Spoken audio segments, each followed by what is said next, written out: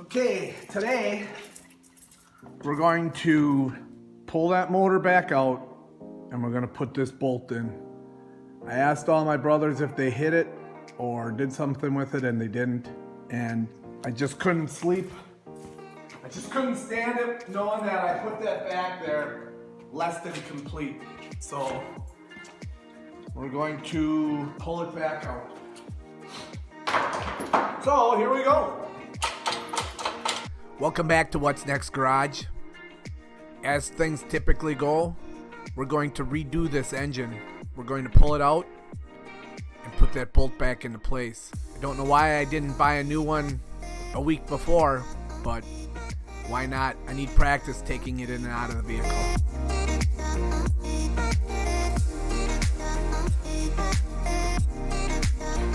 I think I can do this one right there. Yeah. That's it. There we go. We'll leave her in there. And now, ta-da! There it goes. Nice. Now we will have all 8 in there. Run that in, and I think we're gonna be good to go. And then I'm just running, which one was it? This one right here. There we go. In tight. Now it's ready to go back in. So because I was so impatient Saturday, now I just got to do that little extra. So if we look, you can now see there's all 8. I couldn't do it, I couldn't sleep.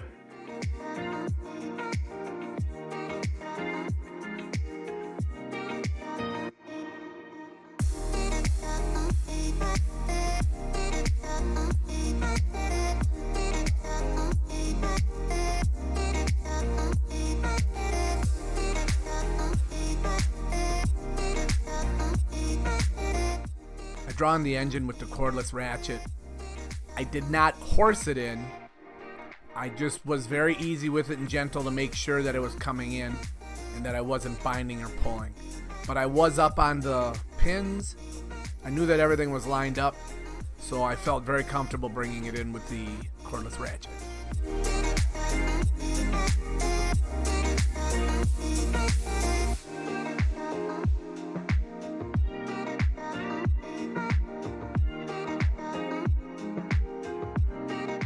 That actually only took about 25 minutes, so it wasn't too bad.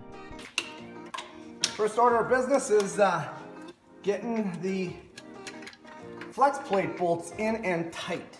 So, how far off can I be? I mean, there's only 4 of them, right?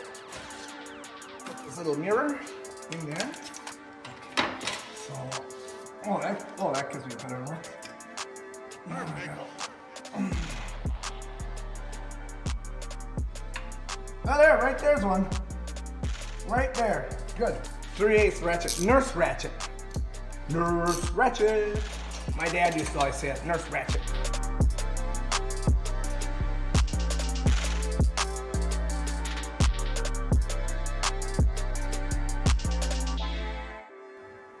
Okay. Now, we want...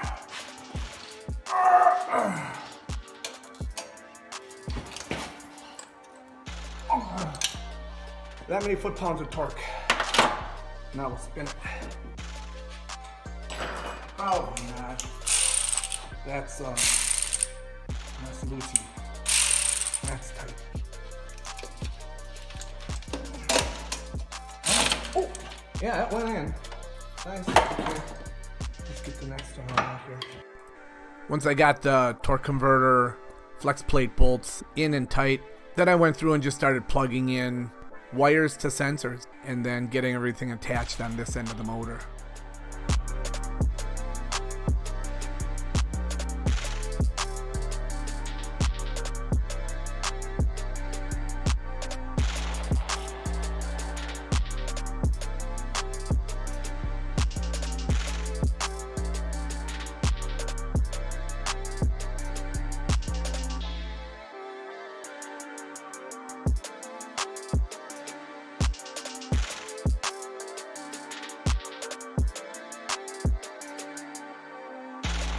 This one probably goes here, this little fella. Squeeze little. Okay. Then, what the devil did I do here? This guy's rusty, and this guy's clean. I'm gonna say rusty guy goes down here, all right? And I'm gonna say clean guy goes there. I forgot where this goes, and I may have to take the intake off to put it wherever it goes. I forget. I'm not gonna say a lot of swear words that I'm gonna have to beep out. So if you could just imagine, I'm actually doing a lot of swearing right now. Well, you'll be happy to know that I've looked through all the videos to try and figure out where this goes. And it's antifreeze too, because I don't ever remember cutting a pipe. There's nothing fresh about this. So I think I brought it over here and then mixed it up with all my parts. So I'll make it a little bit more difficult. Just going through getting the power steering installed, alternator installed, basically putting all the accessory drive back together.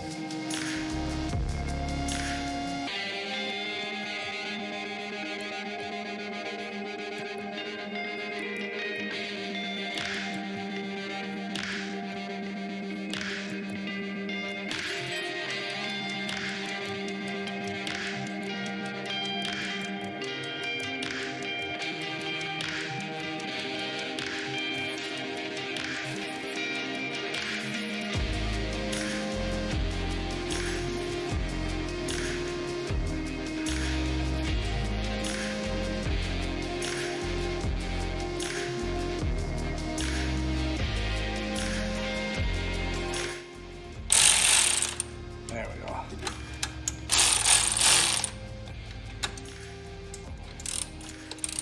Well, you wouldn't guess it.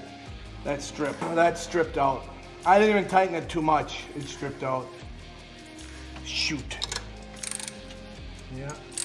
Let's see. Yeah. Oh yeah, that's stripped right out.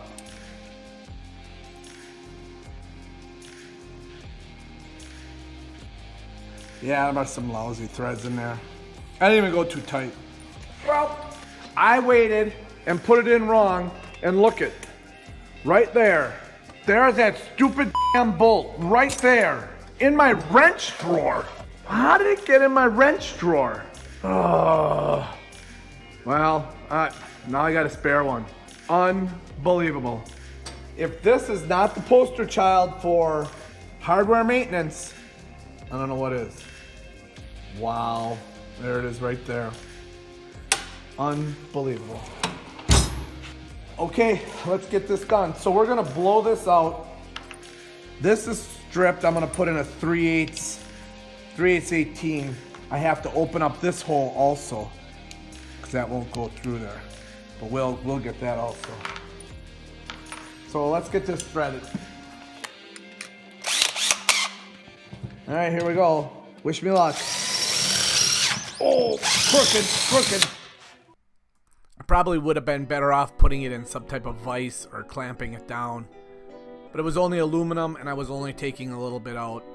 So it did drill and it tapped out nice. Perfect.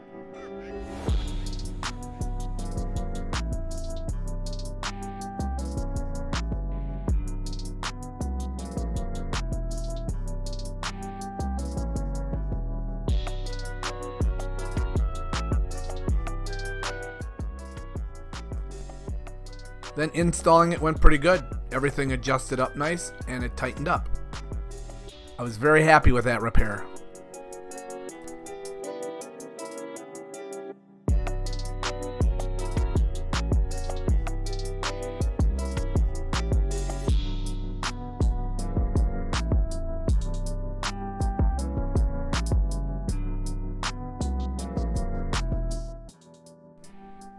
It was good that that one gas line had the rust on it and the other did not.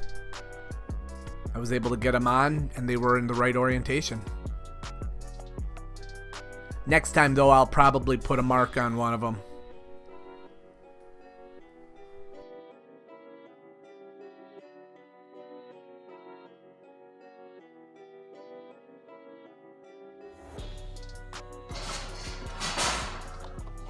It's a good thing my kid saved all this Subaru hardware.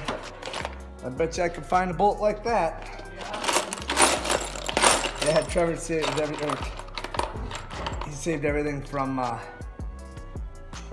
that Forester. Here's two that'll work perfectly. That are even better than the original.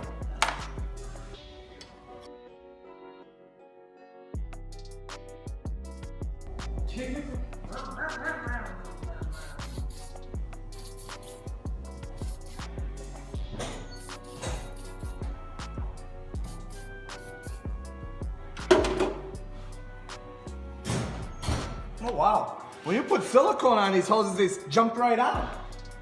That's awesome. I don't recall where I saw it, but I was watching the mechanic put silicone on the hoses. And I thought, why not? I would normally put like a little bit of oil on them, but the silicone really, really works well.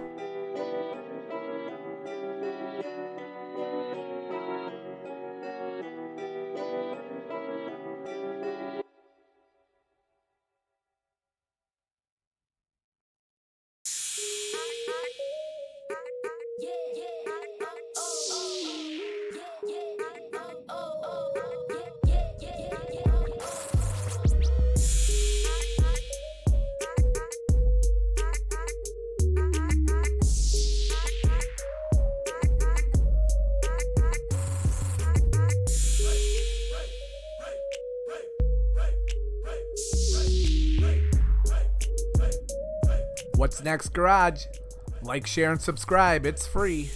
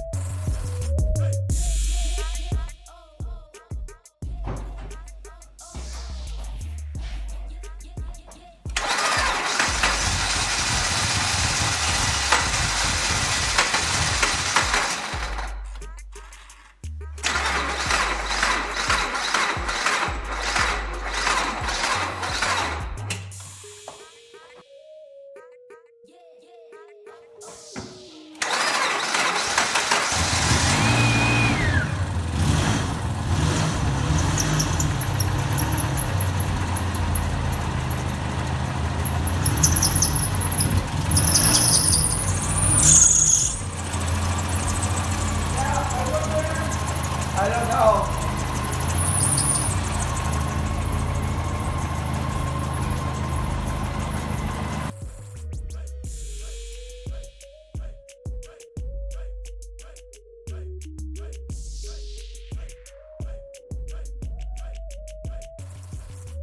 So we got a leak. All coming out right there. So this rusty old piece. So now I gotta try and, well, that'll be a quick change. Put it somewhere and drain it out. We'll see. It's gonna be a mess. I'm not sure what it's gonna come out of. I think it's gonna come this way and in, but I don't know what it's gonna do. We're gonna all be surprised. I'm gonna back the camera up a bit. Definitely back the camera up a bit. And what's next, garage fashion? Bring on the antifreeze. Oh, I love antifreeze. I bet you I could have got away with something. Where's that hose? My kid ran away. I guess when I become a big enough jerk, my kids run away. Even though they're 21 and 19. They're like, we're not dealing with you, old man. Wow, it's amazing how fast that antifreeze got warm. Yeah, it's got a little warm. I was very surprised when my kid said, "Geez, Dad, that could have been where the antifreeze was coming from."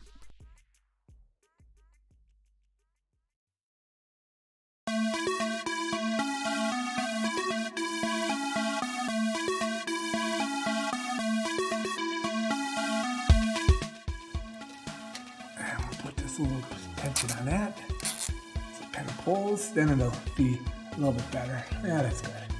Okay. Oh, man. Well, at least I'll trim them up. There we go, trim. Something fell in the water. And make sure that doesn't get poured in the antifreeze. Okay. All right, we're back in business. All right, let's hope, I think, yeah, that should be good.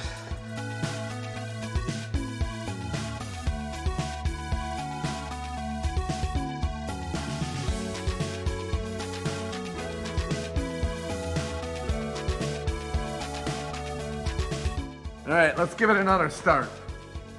See what's going on in there. Okie doke, Subi doobie.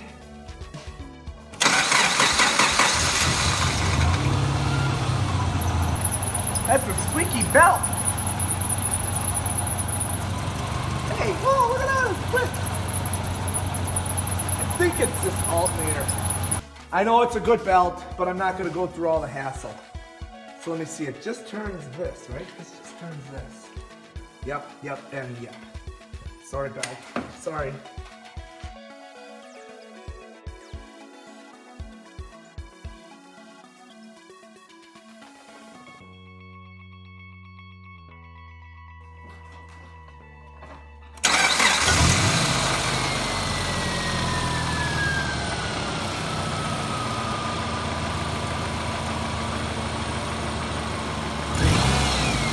No squeak.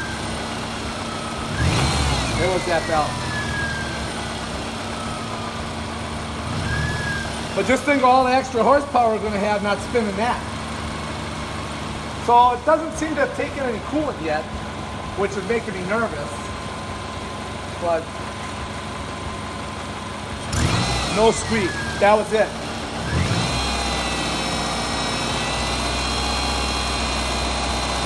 I love it. Sounds great.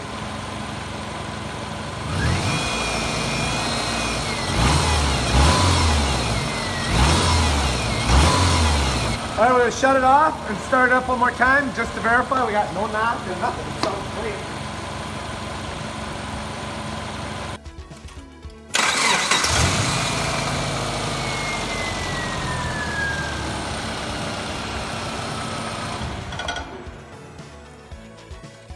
So we'll put the covers back